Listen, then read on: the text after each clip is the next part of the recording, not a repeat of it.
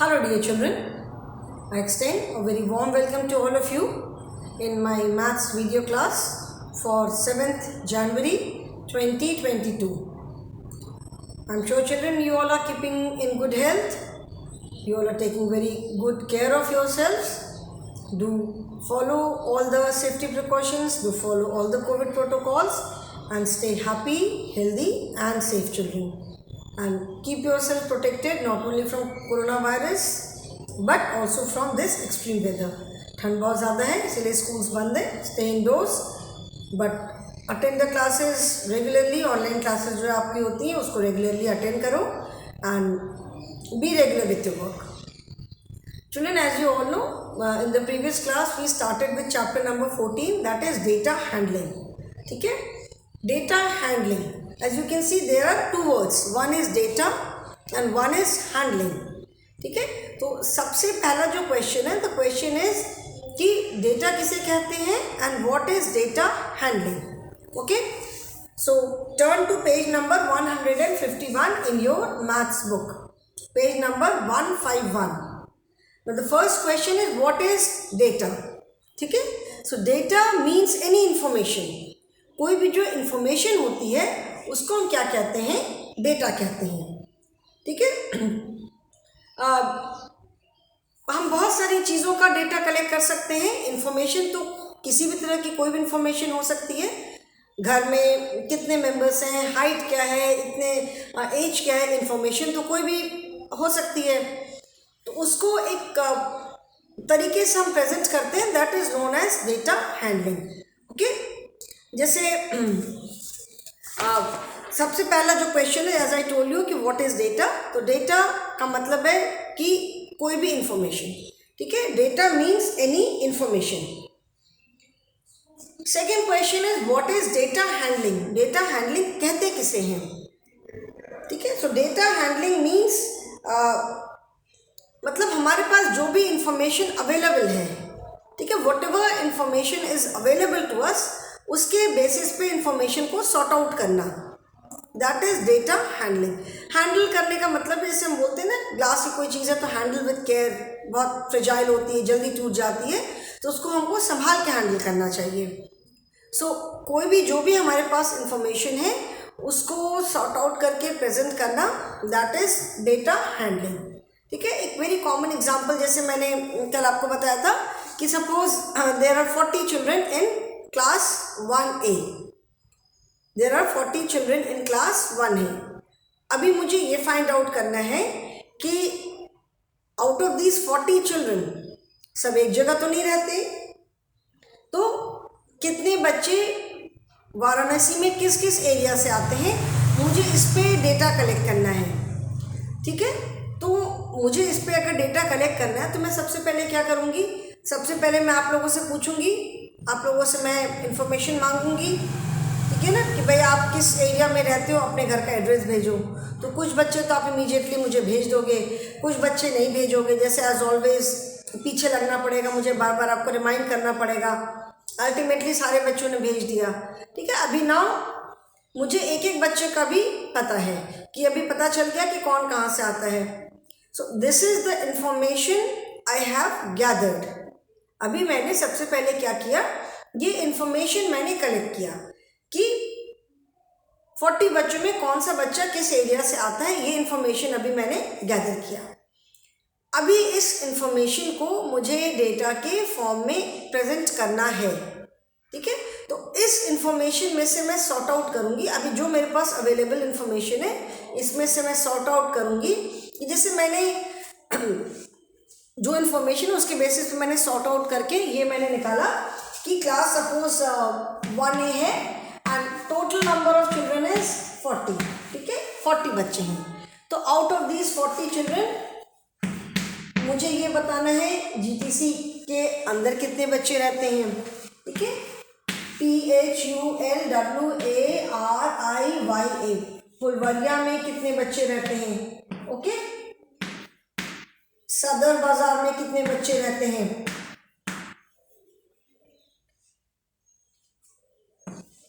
नदेसर में कितने बच्चे रहते हैं. ठीक है, एंड इनके अलावा जो भी एरिया है उसको मैंने अदर में डाल दिया, OTHER, क्योंकि अभी तो बहुत सारे एरिया हैं तो हम हर एक एरिया तो मैं लिख नहीं सकती हूँ, तो इसको मैंने अदर में डाल दिया। ओके, सो अभी जो आपने मुझे इन्फॉर्मेशन भेजी उसके बेसिस पे मैंने ये डेटा प्रिपेयर किया कि GTC से suppose 7 children stay inside the GTC campus, ठीक है। 15 बच्चे आते हैं फुलवरिया से, ओके, 15 आते हैं फुलवरिया से। सपोज 5 बच्चे आते हैं सदर बाजार से, ठीक है। 10 आते हैं नदेसर, मतलब नदेसर है उसके आसपास का एरिया, 10 वहाँ से आते हैं, और रेस्ट और कुछ बच्चे जो आपस के बात के नहीं, सदर बाजार से सपोज 3 आते हैं, ठीक है। एंड अदर बाकी मतलब बनारस में और बहुत सारे एरिया है, कोई सारनाथ है, पहाड़िया है, आंध्रापुर है, बहुत जगह है, तो वहाँ से कोई गुदौलिया से आ रहा है, चौक से आ रहा है, तो अदर में 5 बच्चे हैं, ठीक है। जो आपने मुझे इन्फॉर्मेशन दिया उसके बेसिस पे मैंने ये डेटा प्रिपेयर किया कि अभी अगर मैं अब टोटल करोगे तो 15 + 5 20 30 40 टोटल आ जाता है 40, ठीक है।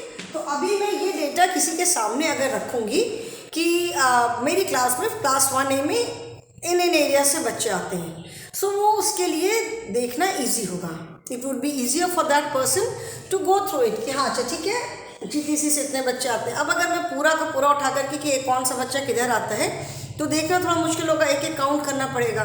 तो ये मेरे पास जो इन्फॉर्मेशन आई उसको मैंने सॉर्ट आउट करके मैंने इस तरह से प्रेजेंट करके डेटा बनाया।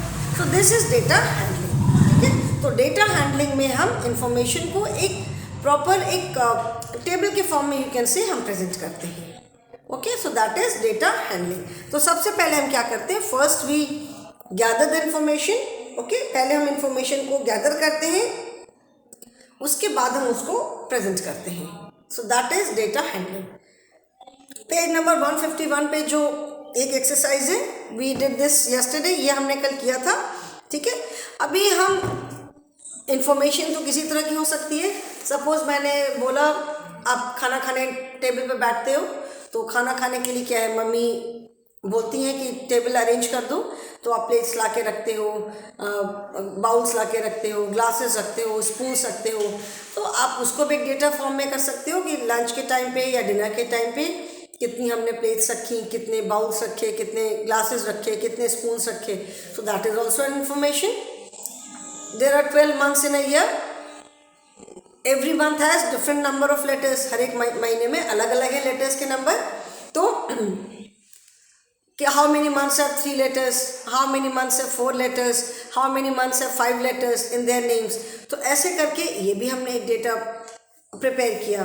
Okay, so in this manner we can, अभी जैसे आपने शेप्स वाला जो चैप्टर पढ़ा था उसमें शेप्स में पढ़ा ना, कोई ड्राइंग है उसमें हमने काउंट किया how many circles are there, how many triangles are there, how many rectangles are there. So that is also a data, वो भी एक डेटा है, ठीक है। तो किसी भी इंफॉर्मेशन को एक टेबल के फॉर्म में प्रेजेंट करने को हम क्या कहते हैं, data handling. Okay, so page number 151 पे जो एक्सरसाइज है ये तो हमने कल कर लिया था। ओके, अभी जैसे 12 months in a year, 7 days in a week, ठीक है।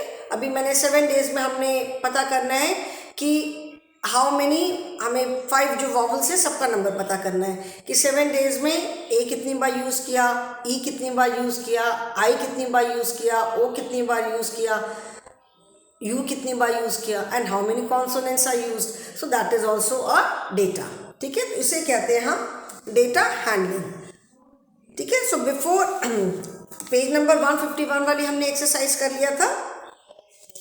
एक जस्ट एक एग्जाम्पल आज मैं बताऊंगी। ओके, आज बुक वाली नहीं करती, एक मैं एग्जाम्पल बताऊंगी।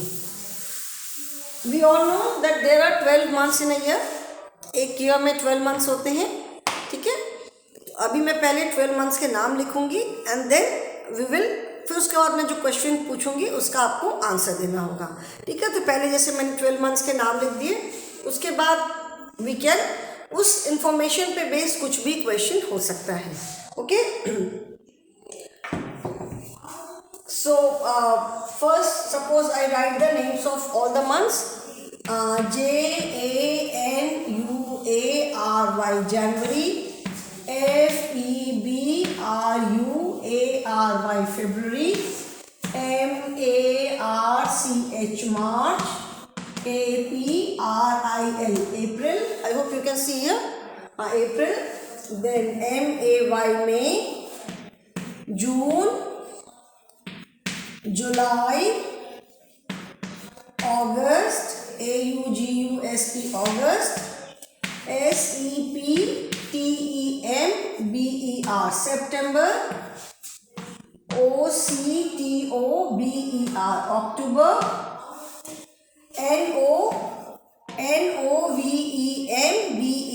November. And December. Okay, these are the 12 months of the year. Now इस पे बेस्ड अब मैं कोई भी इंफॉर्मेशन मांग सकती हूँ. तो लेट अस सी कि how many months have 3 letters in them, how many months have 4 letters in them, how many months have 5 letters in them, and so on. ठीक है.